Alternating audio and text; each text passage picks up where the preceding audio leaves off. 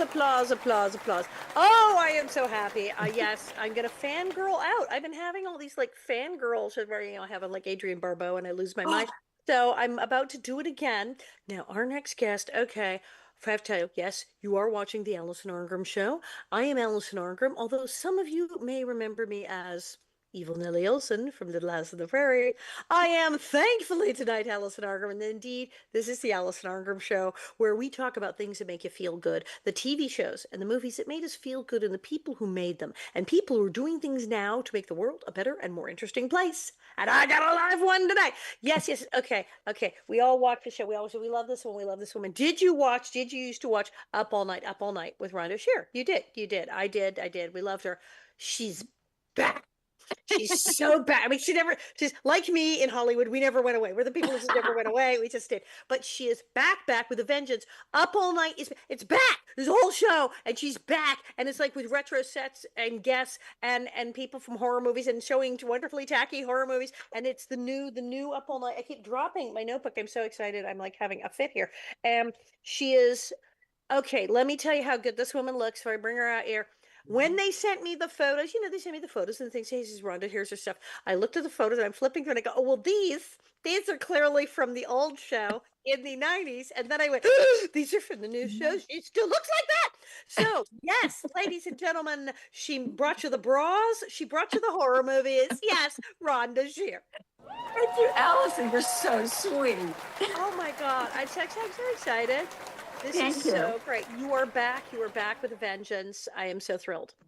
I'm like you. I'm like not like you're not a bat hanging around. I say that I'm a bat hanging around, but I feel like I've never, like you said, I've gone away. I've just kind of reinvented. And once you're in show business and once you've acted, you never, it's always in your heart, and your blood. But I have to say, you have the same little face that you do. You're adorable. Still make the evil face. It's terrible. You're a legend. So thank you for having me on your show. It's really cool. Oh, thank you. So yeah, Mutual Admiration Society yes. Here. Absolutely. So yeah, Up All Night back in the day, back in our 90s and everything, there was this fabulous show.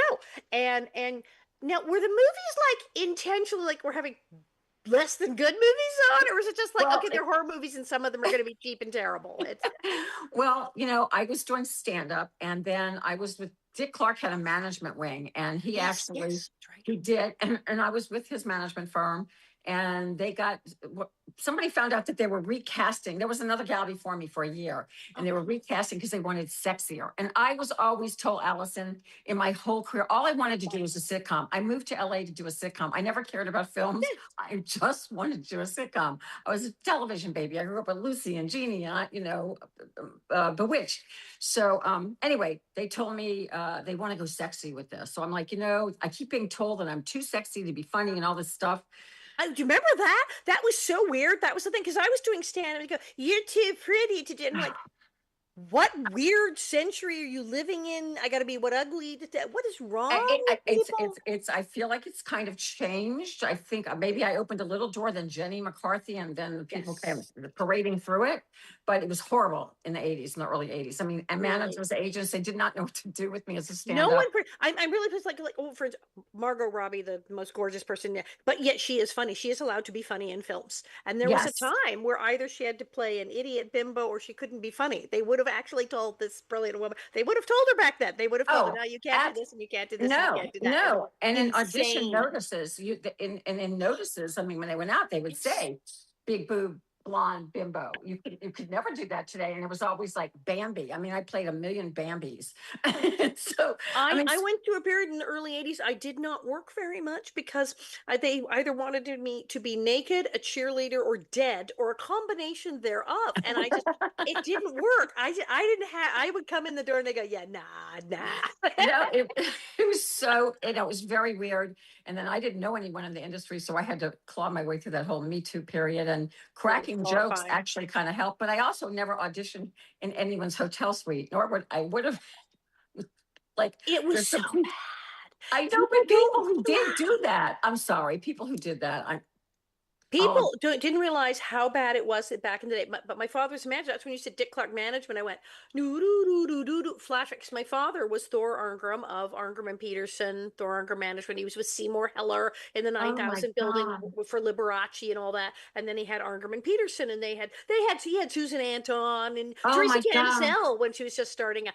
Oh my Yes, gosh, everybody. amazing. Oh, So, I'm sure if we went through this, we have yep, to have lunch and then we I'm sure have we've to all do met. this We'd because know all the same people. we would And know he everybody. knew Dick Clark, and he'd be on the phone with Dick Clark because Dick Clark had to yes, yes, yes, yes, yes, yes. Everybody So knew everybody. amazing. Everybody knew everybody. Oh Yes, yes, my yes, gosh. Well, they were my yes. management company. They sent me out on audition. I decided to go out on the audition. You know, they said host. All the other women showed up like back then. Newscasters wore jackets and suits, not like now. But As they're all like 12 right, pounds yeah, of makeup. yeah, it's all very different now. But so I showed up because I knew they were looking for a sexy, whatever that meant. So I wore a really spandex dress and I walked in and I plugged in my curling iron and I started curling my hair and just doing stupid stuff. Cause I'm like, you know, you get 1 out of 100 roles, you know. So You I'm have like, nothing to lose. When you go to the audition, you realize, oh my God, they're seeing half the world and they're going to cast somebody's right, girlfriend. And it's just right. like so sad. What do you even do? You realize, wait, I have nothing to lose. It And took then years. And it's now brilliant. now when I'm at my best, you know, but I do have a couple of roles that are coming up as cougars, which are old cougars. I don't know what, Awesome. but but anyway, I went in there and I got the role and USA Network obviously owned this library and USA Network was like the first basic cable network and Right. That's right. Back a in the day. woman actually started it. She was just honored as like one of the, you know, Incredible. because changing television back then. But anyway, so I was hired and so it was their library and all they really wanted to do, Allison, was make money for this new network that was very experimental. And They had I like that started money back then. Now we go, oh, everything's at USA. Let's tell you network. No, right. this was the olden days. They It were was the just olden days, but so experimental, so interesting. So, you know, they would send me out on calls to go meet advertising agencies. I would go meet with Budweiser and we were really ahead of our time because they would actually Snapple was one of our big advertisers. They would put the ads within the show so that it would be within a sketch that I would start yes, doing something. placement. It was so cool. It was like ahead of all this reality and streaming stuff. But anyway, it was their movies, and so they had like a library of these schlocky films. But of course, it's all people have always been horror fans, and always the kids would tune in because they thought they were going to see something that they shouldn't see Up all night. because It's naughty. There's a sexy lady and they're showing horror movies. Nothing, and none of them are really that scary, but it was like, oh, there might be blood and gore, and there's a girl with a low cut. We're going to see something naughty, something or naughty. maybe you're going to see a boob. And the thing Oh, is, good heaven forbid. Yes, might see they something. cut out all the boobs, and that was actually Gilbert who did it on Saturday. Bless his heart, Godfrey, and myself on Friday nights.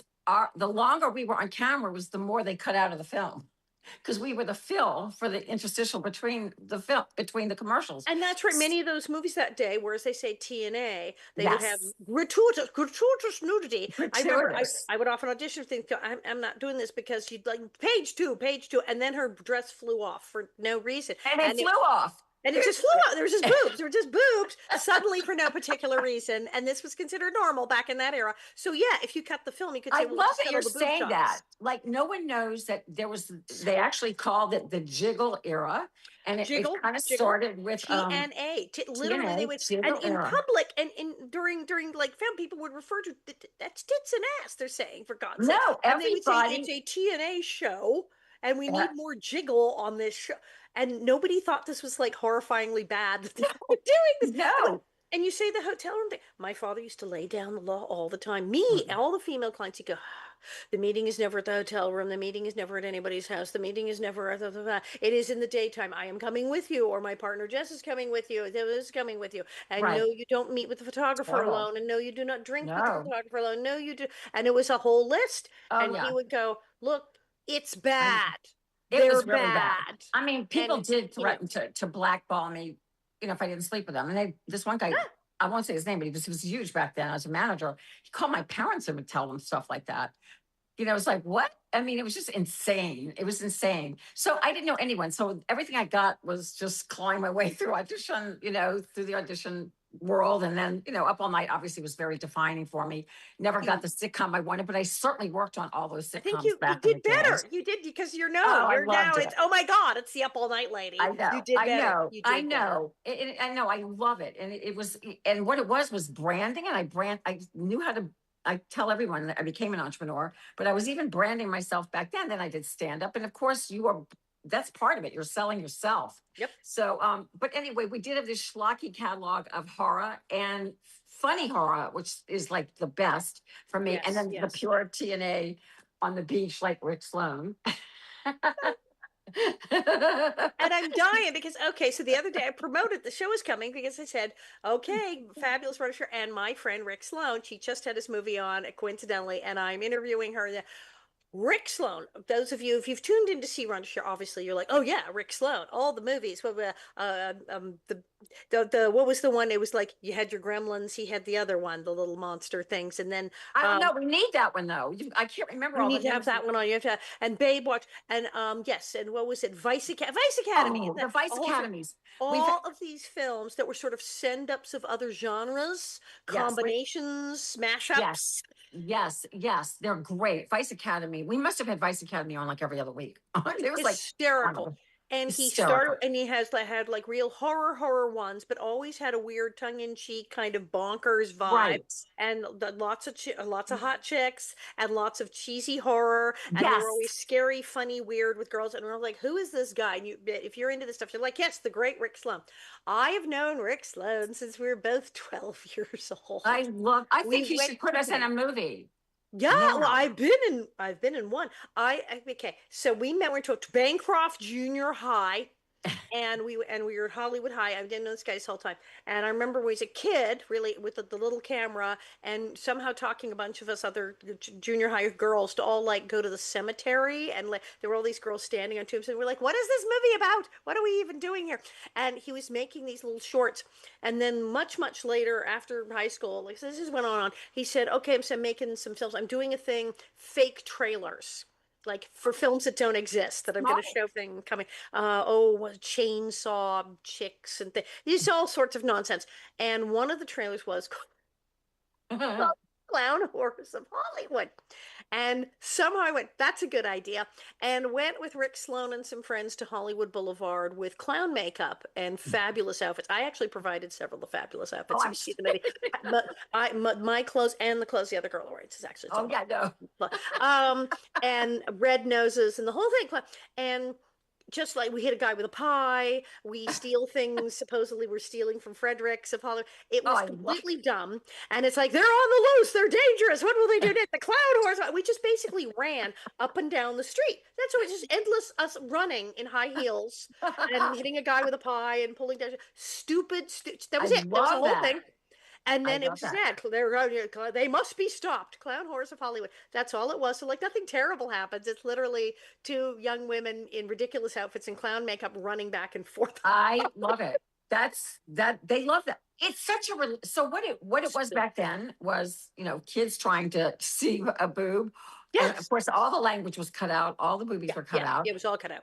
It was mainly me, or back then I had everyone on the Barbie twins, the Rams cheerleaders. I had you name it, and that was my idea. I've never been jealous of beautiful women. I'm like I've always embraced them. That's why it's really good in my industry. I know you're the same way, so I've never Yeah. I felt still that don't care. competition. People they tried to get us to all hate each other. And I'm like, but why? No, But why? no. I had these great gals on. I'm not, definitely more of a gals gal, but I mean, would have our guys, and the sketch shows were always my favorite. I also had like 7 different directors during that period that I was on. It was HSN at Bras.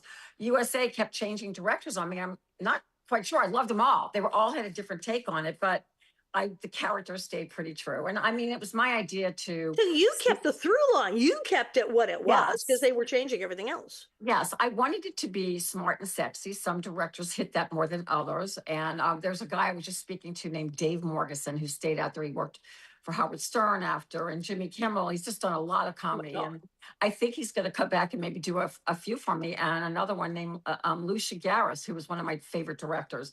That would be so amazing. So just like as I'm doing this and I'm bringing on the young scream queens and some of my friends from back in the day too, they love the royalty of the horror genre, like Linnea Quigley and all these girls. They're Mm. coming on.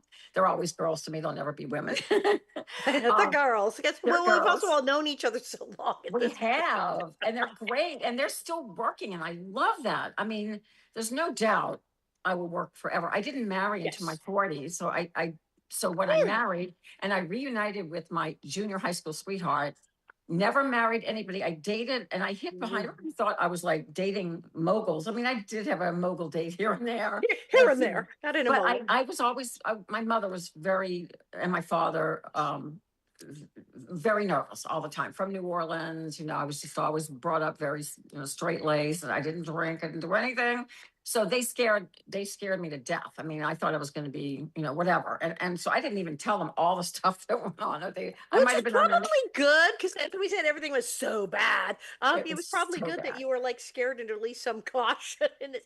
But see, No, it okay, you was married the high school sweetheart. This is you're Carol Channing. You know about Carol Channing and no, Harry. So Carol Channing, she was married a couple times, no. and then it'd been ages since she was married, and she was in her 80s.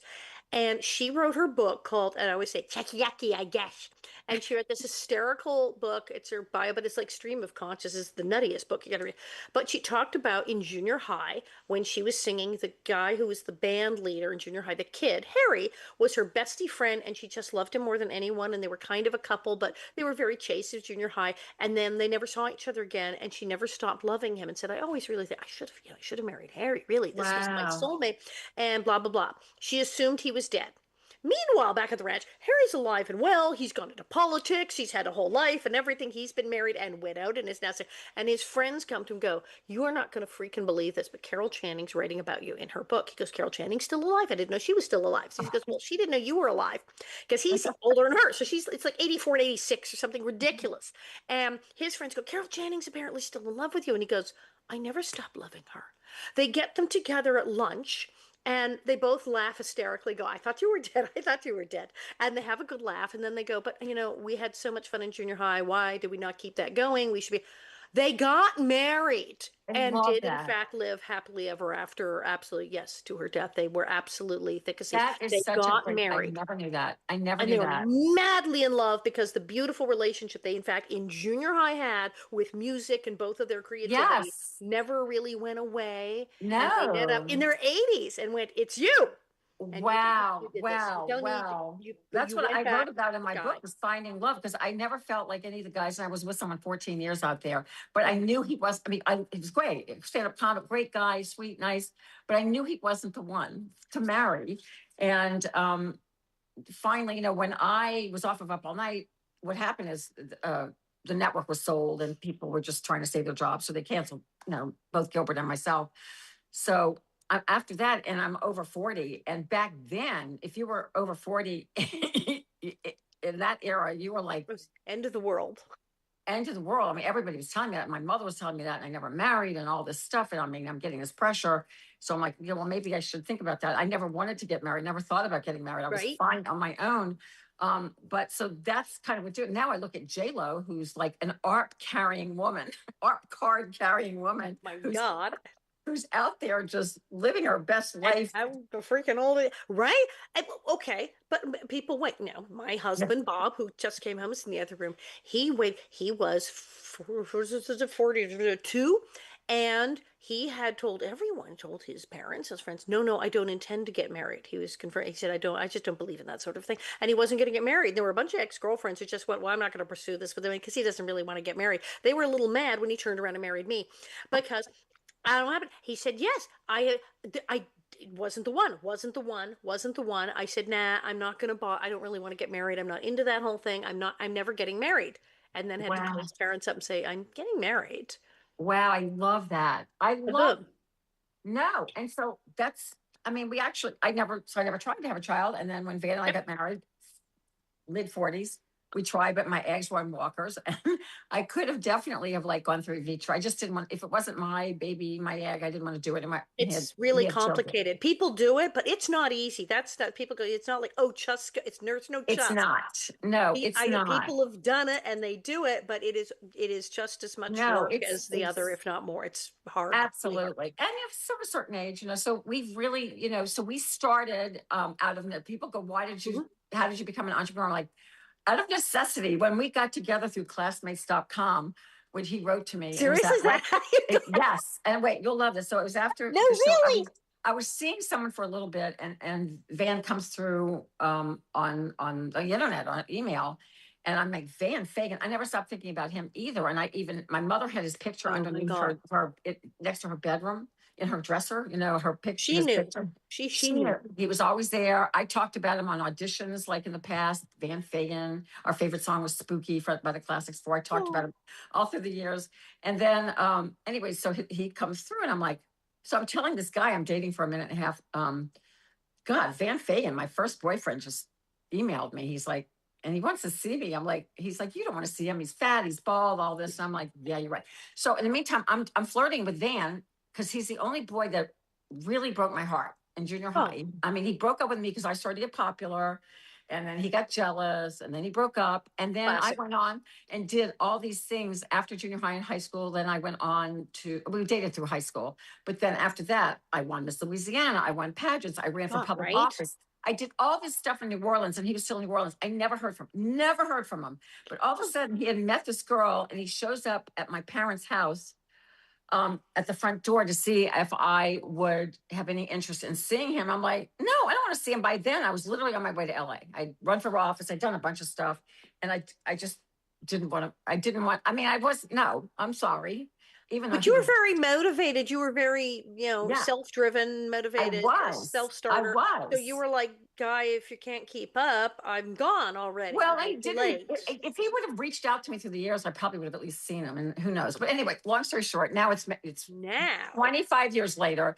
He reaches out, and now I just want to torment him because now I've been on a show, I've been on television. I know he's been revenge. watching me. I don't know what he looks like, but I'm going to torment him. So I'm flirting back and forth, and we're flirting, and this is going on. So I'm doing stand up all over Yeah. on the road. I'm in New York, and I'm inviting him to come to New York or any place else because I didn't want him to ruin what I had going on in LA with the guy I was dating. So I didn't want to mess that You up. you So were just using right now. It was revenge. Like I could go right. drive him nuts So because I'm he like, broke yeah, my I'm heart. going to come meet me in New York, or I was working a club there, or wherever I was working. And he wouldn't. He goes, when you come back to New Orleans, and the Oh, reason why, I'll tell you why he didn't want to, is because he said in one of the first letters, I said, well, have you ever gotten married? And we're flirting back and forth. And he goes, and I said to him, I've been waiting for you. So I said, why don't you come out and see me? And he literally made plane reservations to come out the next day. And I love that because that's actually how we've worked our business. We both make decisions and go for it. So we're very wow. spontaneous, and we just go for things that a lot of people are too afraid to do. But I'm like, oh, so he made these reservations. And then this boyfriend I had is telling me, you don't want to date him. He's fat and old and ugly and all this stuff. And I'm like, yeah, you're Love that right. angle. Yeah, and he's like lives in Lafayette, Louisiana. I'm like, and he shops at Piggly Wiggly. He's telling me all this stuff, and I'm like, so I call him at 3 a.m. and I break the date, and he's like, God, this is just like back in the day. This has like your boyfriends, whatever. You're still playing the same games. So anyway, he kept writing me, and then this one letter he writes, this email, and he's like, we're both single. You could be missing out on at least being friends or whatever. And also, you could be missing out on being with the sexiest man alive. And And you're like, oh, shoot. I'm like, well, that's very arrogant of him. I mean, I'm a TV star, whatever. I've been on TV, and this guy's telling me that he's the sexiest man alive, and I've dated Glenn Fry from the Eagles. I mean, who does he think he is? So anyway, I'm like, wow, that's kind of interesting. So he wouldn't meet me in any of those places. So finally, I'm going home 3 months later to New Orleans for Christmas to see my mom. And I had a little spat with the guy I was dating for a couple of months. And I got on the plane. I called Van, and it was right at Christmas. He says, right after Christmas, because he has two children, I'll come to see you, because he lived in Lafayette, New Orleans, a couple of hours away. And he came, and that was it. We eloped 15 days later. Was he terrible looking? Was he actually good No, looking? But he was no. hot, and So he's not all this has Sarah's fountain ball though. It shows up no, you look great. he was hot. There, the magic was still there. I had butterflies when we kissed. It was wild. Actually, it was really wild because people ask you those moments, and it was very exciting. And Olivia eloped in 15 days, and then we Yes. both had been had done very well.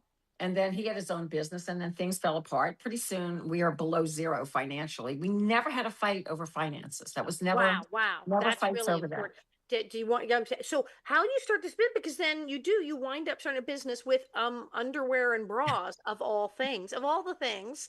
It's You kind decide, of a necessity. Well, yes, I spent a lot of time in my underwear on this is all true. night. This is true. And also I always had a love of design because I did the whole pageant scene, and I made deals with designers. When I was on Up All Night, I would change clothes like 5 times every show. That was like a thing that And I in would change. pageantry, people learn because I have friends who did that. You learn Yes. about underwear and foundation garments that your Well, Lorraine underwear has to be Foundation, right. Yeah. you learn costuming. I danced, so I learned, I was, in dance recitals, and I love dance, jazz dancing, acrobatics. So I just loved it. And I worked with designers and costumers, and I was always fascinated, even when I was on shows. Like you said, you brought the clown outfit. Well, I was the one that would come with all these outfits to all these shows that got casting because they're like, oh, well, you can go to wardrobe, but bring something just in case. And then I'd bring Yes. tons. And Oh, then they would end up liking my stuff, and then they would put it on the other girls. yes, the last several films I've done, they go, could you, she has some things, but could you bring your stuff? I lay my stuff in the bed, go, you're wearing that. Yes, half the things I've done the Yes. costume. They used my own. And then like one time, Cassandra Peterson, who became out viral, we did a Happy Days together, and they put Sandra, her in two of my outfits. I'm like, wow, this is really wild. So I've always had a love of, I'm a clothes horse. I love design, even though I can't physically, literally sew, but I have visions, and now I have people that I work with that can do all of that. So anyway, long story short, we heard of an opportunity that someone had left HSN in the intimate apparel world, and they The Home said, Shopping Network. Yeah, yeah, yeah. Home Shopping Network. And I was told you would be really good, but it was a small category back then. And so Van and I'm like, well, it doesn't hurt. I mean, why not? So we sent some product, which we got from downtown LA, and relabeled it. And I think they just needed someone, and they knew me from Up All Night, and they took a chance. They put me on, and we sold out in 10 minutes. Good God. Now you'll love this, Allison. So I'm a showbiz baby, right? So I hadn't been on air maybe, in a few months, or doing it except for stand-up shows, right? Missing TV. And so the buyers bring us into their office, and not the producers, but that's basically what they are. They're the producers and That's directors. how it is. So they bring us into their office, and they're like, this is really good. When can you be back? And I'm like, we can come back next week. And he's kicking me. He's like, we need product. We didn't Oh, have any yeah, right. product. We weren't, I mean, now, we design, develop, and we manufacture worldwide. I mean, we learned everything about the industry from ground zero. But back then, we didn't have the finances or anybody and a bank behind us. They were like, who are you? You're an actress. You came from the software business. What? Yeah, So we literally kept buying product, and then reinvesting. Would make some money, would put it back in the product, put it back in the product, put it back in the product, go on the air, sell. And then we decided at some point they started using me so much, and I was living in LA, and we were traveling, and I had a dog, and it was just getting to be too much, that we decided maybe it was in Florida where we lived, St. Petersburg or Tampa no, area. St. Petersburg. And I But said, if we move there, maybe they'll grow us, because we're never out. We're green. We're not like seasonal. yeah, And yeah. and maybe when some other product falls out, they'll grow our business and put me on, because literally it was 24 hours a day. And that's what they did. They started like, oh my gosh, so and so fell out. Can you be on at 3 in the You morning? were doing like infomercials before there were infomercials. You Well, were, that's they now didn't have St. them yet. Petersburg, Tampa area is the home of wrestlers and and the home of and golfers, and also the home of infomercials. So the infomercial world is huge here. So we had one bra that we did develop with a Canadian company, a little factory that we started working with, who was kind of new too. So he worked with us in our limited finances, and we created this bra, and that kept going on air. And one day I just called it, I went, and I went, that's it. I'm going to call it the opera. I literally did Because it on. what normally we hate wearing the bra, and at the end of the day, you take off the bra and you go, because it's Exactly. uncomfortable. It's a And relief. you came up with a bra I that did. it I was did. while you're wearing it, that was Right. not uncomfortable. That's exactly it. And we've sold 35 million of those and way more than that at this point. But it became the world's best selling bra. So my husband, Van, who's very creative as well, he's like, we should make this into an infomercial. I'm like, but infomercial is supposed to be for everybody, women, men, women, children, universal. And also if you go to an infomercial company, these guys, it's kind of a business. It kind of reminds me of the shady side of Hollywood. Lily, yeah, yeah, yeah, yeah, yeah. So they want, like, here's my bra. They're like, okay, I'll give you 3% for it, and we'll produce a commercial, and we own you. That's very much like Shark Tank. No. Like Yeah, Shark Tank's the same it's way. like Shark Tank. Oh no. Yes. So we were like, there's got to be a way. Well, we couldn't buy the airtime. The airtime was huge. We were putting on major shows, but we tested it and it was getting great feedback. So we partnered up with someone out of Canada that was they were in magazines and all things the media business, and they bought the airtime and we produced the product, and it was 50-50. So it was really great. They didn't own us. They didn't, it was like what, when we split. So we had this incredible run with the bra in 34 countries, 35 million sold off this infomercial that my husband came up with, and we produced it for a song, and it ended up winning best infomercial. I ended up bidding best host. Here's the fun that's really thing. Here I was, the bimbo, right? All those years. Now I'm winning Ernst & Young Entrepreneur of the Year and fastest growing female owned business and most innovative product. So it's like, wow. Like I never thought I'd be respected in a whole nother field. Surprise, Bimbo. It's like, it's like Legally Blonde. Hello, it's the smart one. Surprise, surprise. Right. Never So saw. why is the bra different? Why? Because I don't, shockingly, no, I don't have an bra. I need an bra. You're going to get me some bras. Oh, I'm going to totally How send do it. they work? Why is the bra different? Why? How does it work? Well, it was the first. I mean, first of all, because you're on Home Shopping Network, HSN is now called, or QVC, you need, I feel, a more universal sizing.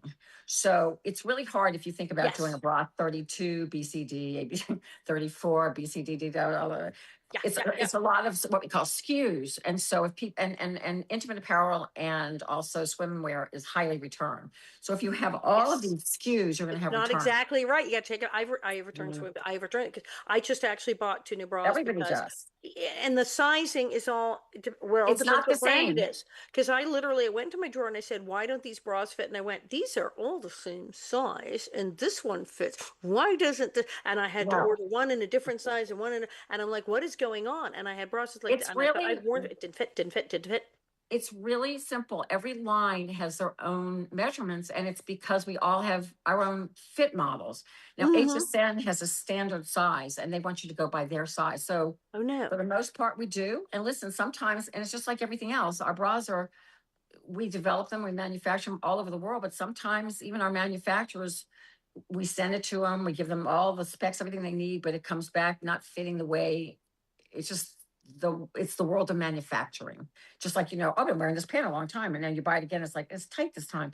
So I mean, that's frustrating to me as a designer and a manufacturer, but that happens along the way. But anyway, the bra is a knitted bra. It's knitted on a machine called the Santoni machine that came from Italy, and it's derived from hosiery machines. I still love my pantyhose. So I mean, and that's it's what they call a singular so there's no wires. There's no wires.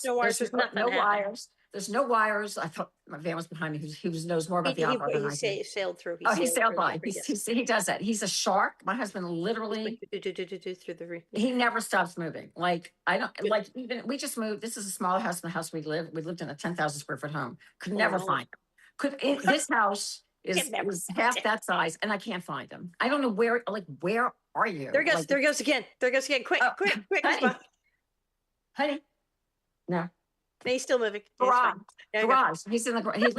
He actually lives in the garage. My husband can build and do everything. I was trying to think of I got the word cylinder. It's a cylinder. There's 1,000 needles going on. Thing, it goes. Yeah. It's knitted. So, but now you'll see them. Like every brand has them, but we were the first one to do it and the first one to bring it to market. There was Seamless out there. There's Seamless underwear. It was mainly for teens when we first started. It almost looks like a sports bra, but it's clearly more support. No. Right? It's way and more. then we were, here's really wild. So we create this bra. It's selling well for like 3 years on HSN. Van comes up with the idea to do the infomercial.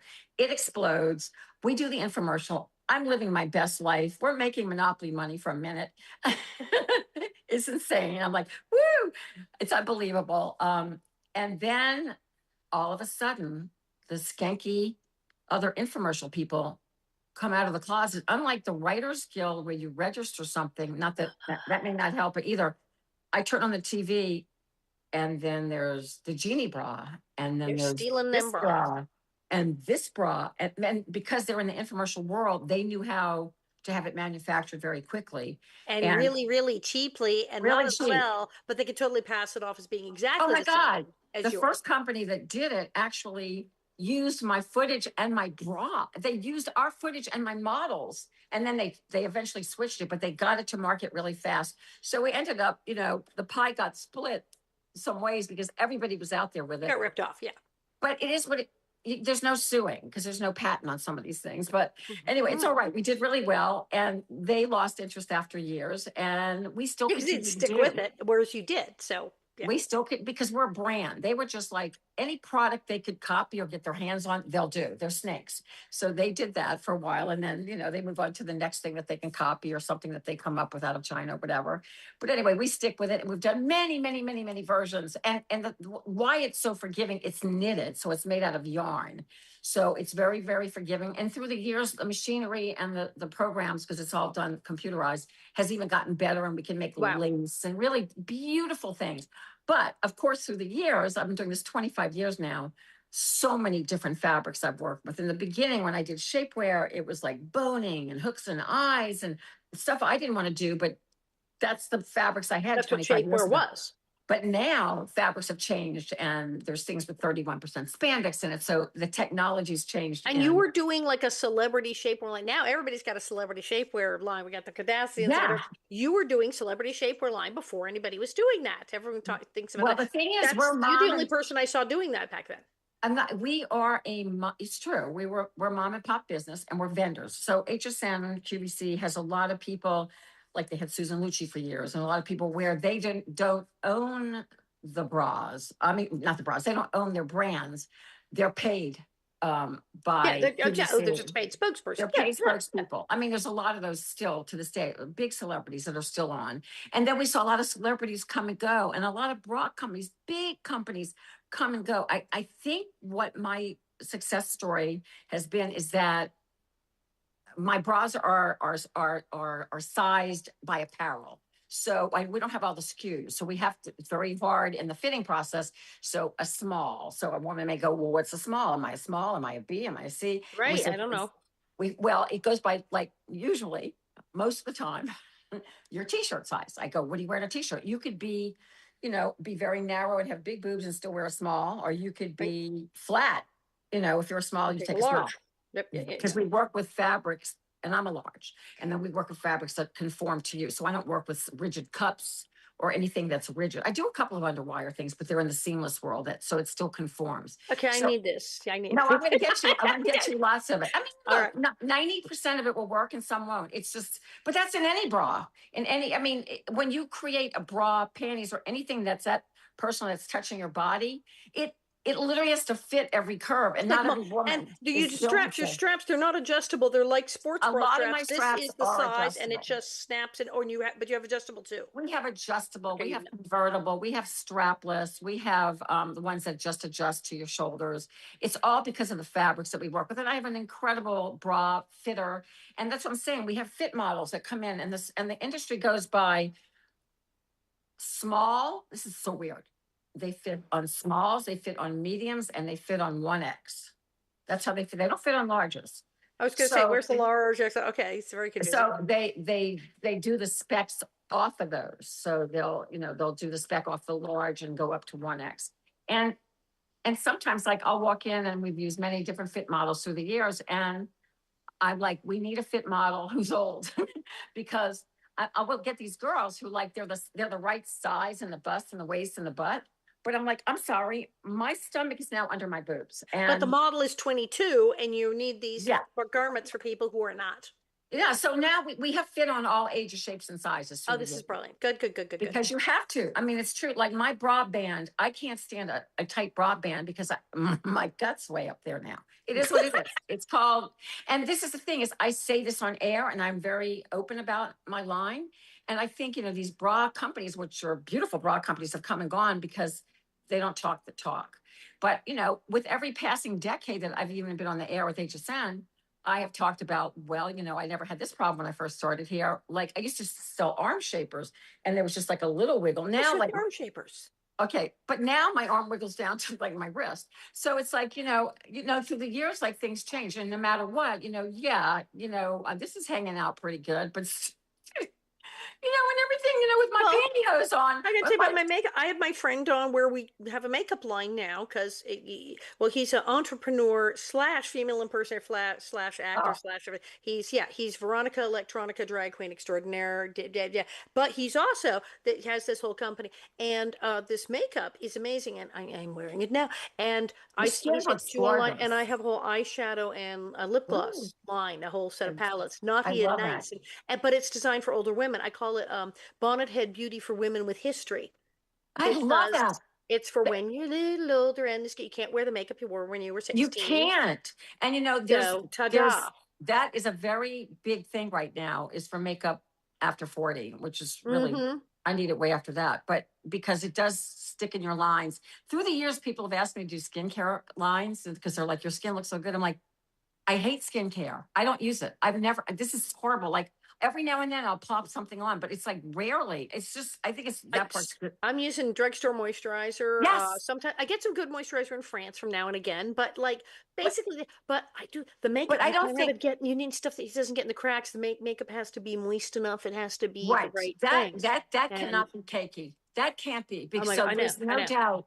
There's no doubt playing with it. I love to play and I love makeup. As a matter of fact, HSN just had me Okay, come we up. will trade. I will send you makeup. You will send me bras. Oh We yeah. will Oh have a my whole God. thing. We will get together. You This would will be love a what thing. HSN just had me do. I did some content for them. They moved to Philadelphia because now QVC and HSN are one company. I mean, two Of names, but course. one company. But so it was so convenient here. It was 20 minutes from my house. Now I have to fly to Philly every now and then. But I'm up in Philly and they wanted me to do some streaming content for them. And it's really cool. It's makeup after 40. So I had to Hello. go to the set with no makeup on, which I'm fine with that. And then Lovely. they're talking to me about everything, my career, my life, and I'm putting on the makeup. So Wow. then I'm fully made up, and then they take pictures, and then they make you go and take it off completely off again, and then put it on just for the shot, the B footage, of you putting it all on. That'd be a little stressful, but And you know what? So I asked them, I'm like, so how many women have done this? Are you getting a lot of people? They go, we have a lot of people that turn us down. they don't want to go on with no makeup. They're like, can I at least wear mascara and Now, base? And they're some like, well, people really no. look good though. I mean, you would look good. I remember I saw Charo. I was at a talk show and saw Charo in the makeup chair with no makeup at like 6 in the morning, and she looked amazing. I Yes. was like, oh my God, she looks fabulous. And it's I like, did a lot of yeah, talk shows with Charo in the 90s, that and girl is good. she's She's yeah, amazing. She's incredible. amazing. But So you're right. It you is, I have think it's a little genetic, but mhm, definitely when it comes to the takes makeup care of part, herself. you have to be careful The make with makeup. you can't the sparkles now. Base. You now have the new show. So the show is back up all night. It is on YouTube. I just watched the whole thing because I was like, oh my God, there it is. There's Babe Watch. I'll do I'll do my You little do a promos. retro thing. You have the retro sets. You have people on from all these years. Yes. Fabulous flashback stuff. I need to come on. You need to have Rick on. You We need to need to come do the on. show. I need you all to come to Florida to do that. You have to be on set. But We'll come. let me tell We'll you how come. this all started. So a few fans that grew up with me, I started getting reached out to be in films. So I did a film. I mean, it wasn't, it was a Hollywood film, but it was made, they were shooting it here. The Throwback, that's out there. And then another film came along that I did. It's not out yet. Guy grew up with me, blah, blah, blah. Nice part. The part's getting bigger. I'm like, oh, yeah, I'll show up. Then I'm like, I reached out and I got an agent who Barbara Divasek. She used to be a big commercial casting director. Now she's in Atlanta. She's my agent. So she sends me on I tape for a Tyler Perry show and I get like a nice little role on a Tyler Perry show. I'm like, this is insane that this is going on. And this is like, you don't care anymore. Well, you care, but you don't care. It's Yeah, like, you're like just extra. It's extra. Pennies from heaven. right, I'm going to put myself on tape. It's going to be fun or shoot or whatever. And so then I started to get asked to a couple of these conventions. And not all of them. Now they're asking. A lot of them are asking now. In the beginning, not so many, but they asked me before the show was rebooted. I have always thought about rebooting the show, and I do have producers that work for me because we're constantly doing content and B footage to go on air. So we've always had a studio, a small studio, and cameras because we shoot models constantly. So I'm always around beautiful girls and boobs. I'll never get away. My husband's so lucky. Anyway, it's like playmates. It's like whatever. Boobland. Yeah. So anyway, I go to this convention and this young guy comes up to me and I think he's another fan. He goes, I program for a channel called Kings of Horror on YouTube. And I'd love to talk to my kingsofhorror.com, or you go to YouTube and search Kings of Horror and Up All Night will come right up. And he said, maybe Up All Night, you could reboot it and do it there. And he speaks to his boss. And then I did this whole like little tape thing for the boss, like I'm Rhonda. I don't know if his boss knew me or not. But anyway, the interesting thing about Kings of Horror is that they have 6 channels and he is a film distributor. The guy who owns the company is a film distributor. So he has the films and you need the films. Because yes, I can get some, like every now and then. I mean, people offer me films, but that's a job for me to go and find films and I legally, whatever. I don't know anything about that. But so he's got the films that are licensed. And then my husband and I had 2 buildings. One was a warehouse and one houses our whole company, all things intimate apparel or all things that we do. We stopped shipping out of this warehouse and started shipping somewhere else. So then my husband goes, we should build a studio. And I mean, this is my background. Are you kidding? Why not? Let's just build a studio in our spare time. Here, my husband can do this. He's like magical when it comes to, he's just amazing. We thought we could rent it. And that's what we've been doing, starting to build a business that way too. Because it took a long time. We did it every now and then. We put a little money in, didn't do it like really fast. So built it really slow. So it's for all things commercials, television, film.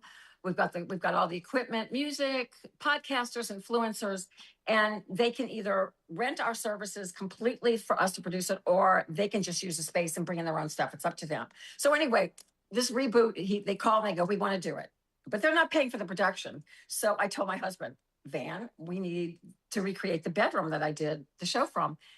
He does it. He designs it and builds it with this carpenter, and they build it, and it's bigger and better, and it looks just like the other one, except that we added a window and a fireplace. So it's really, really cool. It's just like the bedroom set that I did come and use quite a bit on the show, and then we just started doing. We started in October. We did a Halloween special, then we did a Thanksgiving special, then we did a Christmas special, then we did a New Year's Eve special. We've only done 2 now. We're every other Friday night. Boom. On Kings of Horror. So we did the first show was I forgot the first show. I can't even think of it already. Oh, it was like a talk show, kind of a talk show. The second show is this Valentine show with Rick Sloan's Baywatch. And our numbers have been, it's very hard for people to find you on YouTube. First of all, people are scrolling, they're watching TikTok. The new thing. They're watching TV. They're watching their But YouTube's the new TV. It was television became the new movies, and now with all the streaming channels that people do movies, that's the new theater. Sometimes people aren't opening the theater; they're on Netflix, major films, and they're now having to deal with that. Like, do we give you an Oscar if you're on Netflix? And they're going at the same time. So that's the new movies. So TV is now, the internet is now what TV was. Absolutely. This is the new thing. I'm going to go for a Webby one day. I never won my Oscar or Emmy. So there, I did get Entrepreneur of the Year. But anyway, no, it's really exciting time. But the difference is, I was hired by USA Network. They had the movies and films. So now it's our production. The hardest thing about it is I found a writer. He's really good. He's got the tone. I had to teach crew that's used to working in the commercial, infomercial world, comedy, and they're getting there. I had to teach people who used to shooting mops as in Joy Mangano to light me. I mean, they don't lighting mops. They don't know how to light for women. I am not a mop. We're lighting this differently. I'm like, I look worse than I do in person, guys. I mean, you can't, so they're getting better. They're getting better. And there's no doubt the tone is getting there. Well, I watched the Slumber Party Olympics with the Babe. That was working. That's a little out there for. That's funny. Everybody's loving that particular show, and it's like, go figure. Well, I'll tell you what it is. I have a male director. God bless him. He does horror films. He's very successful. He lives here. He produces films. They're very successful, and he's younger. So it's like, as we say, he's hoo-ha forward, and so. And what I mean is, like, I shoot models every day. I make women look beautiful. I don't want to ever degrade, even though these No. young girls don't care. I want my women to be on pedestals and never for them to look back or anything or feel bad. And I think that this particular show, although it is getting the eyes between the film and the way the girls were shot. So as a director, he doesn't necessarily listen to me, and that I'm like, I want this show to be smart. You're And we going with just tasteful. He's wait. going with No, I want to be. I want it to be sexy. I want it to be fun. sexy, but I there's a really good script, and you just missed all the jokes, but shot the hoo-has. So I'm not happy. If you know me, I'm not happy on that show. You can see it, and it's like, and I'm. It is a But common male problem. It's like we have a plot here. You have shot all of the boobs and all of the hoo-has. so But my writer's like, "What happened to this joke? What happened to that joke?" I'm like, I'm so worried because this is when you're producing. I'm worried about the production. I'm worried about the writers. right. I'm worried about my makeup artist. She's from LA, who God knows she's fabulous. Terry Groves. You have to use her one day. She would love your makeup. She's amazing. I fly her in. He's in a fight with her, the director. And I'm like, and then I'm worried, is does catering have enough food for all the people? You're doing everything. And I can't just have fun like I used to. So not all the show, but everyone's different. It's hard. I want to get to the point. So we're changing directors. I might have a couple of my old directors come in along with another director that I worked with here who's just awesome.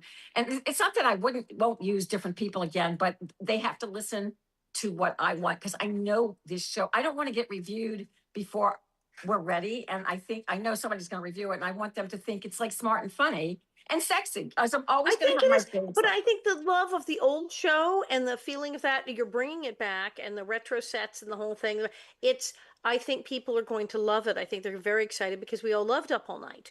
And the fact that now you're in charge of the whole Right. thing, this is going to give it a whole. I'm thrilled with the whole thing. I want some bras. I will send you some. You are going to get some bras. We have to talk. We need to have to set up Zoom meetings or something, because I'm in LA, but we can meet up because we have a lot to talk about. I got some. No, we have to definitely collaborate. We have to collaborate. Yeah, we have to do a thing together. Because I have some horror people and something, and well, Alison, this is how it's done, and actually being back in the industry, tiptoeing back in. There's no doubt the opportunities coming back to me that way, but it also opens doors in the bra world too.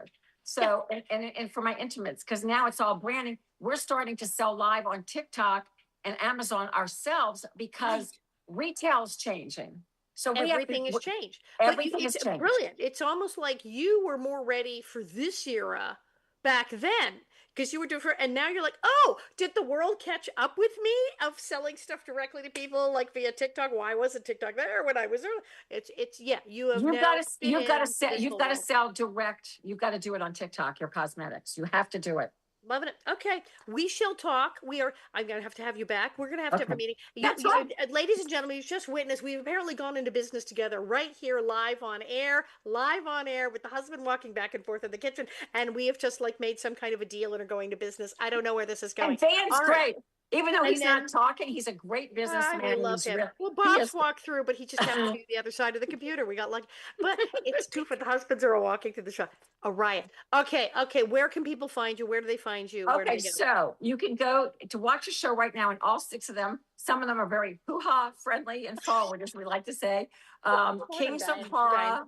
If you see a director named Joe Davison as my director, it's very hoo-ha forward. And I love Joe. He really is a good director. They want it. So kingsofhorror.com. You can just go to the computer or go to on YouTube. I throw it up on my TV. When it premieres live, like February 27th is my next one. And I have Nick Nemeth, who's a huge wrestler, and this gal named Jeannie Hollywood Bassone, who was a huge wrestler back in the day in Hollywood. I mean, with the Glow Girls, the gorgeous ladies of wrestling. Yes. So she's on the show. I have both of them. I have a full out 18 by 18 wrestling ring in my bedroom. It's insane. So when that airs at 10 p.m. Eastern on February the 27th, everybody goes and chats live. And that's kind of the community viewing that everybody likes. But then you can continue to watch. You can go watch all of the shows that we've done. We have 6 of them now, and we'll continue to be every other week. You are freaking amazing. I can't. You are back with a vengeance. The show is back. The bras are back. It's all back. It's all back, and now it's online. Yes, we've apparently gone into business. This is fantastic. Thank you so much for coming on. Thank you. Thank you. Thank you. Alison, thank you. I appreciate it. So much fun talking with you. So Really. much fun. And folks, this is the Allison Arngrim Show, and I'm Allison Arngrim. Love from